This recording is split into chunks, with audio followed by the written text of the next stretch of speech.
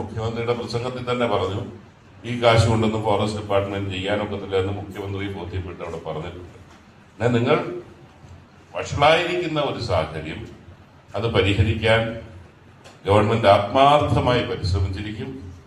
കർഷകർക്ക് ബുദ്ധിമുട്ടുണ്ടാകുന്ന ഒരു കാര്യം എന്റെ വകുപ്പിൽ നിന്നുണ്ടാകത്തില്ല എന്ന് ഉറപ്പ് നൽകാൻ ഞാൻ ഈ അവസരം വിനിയോഗിക്കുകയാണ്.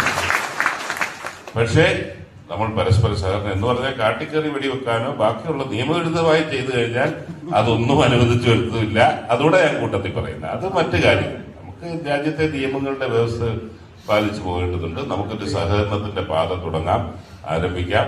ഇനി നമുക്ക് ഹ്രസ്വമായിട്ട് കഴിവതും ആവർത്തനമില്ലാതെ നമ്മൾ പോകുന്നത് എല്ലാവരും ഒരേ കാര്യങ്ങളാണ് പിന്നെ പറയുന്നത്.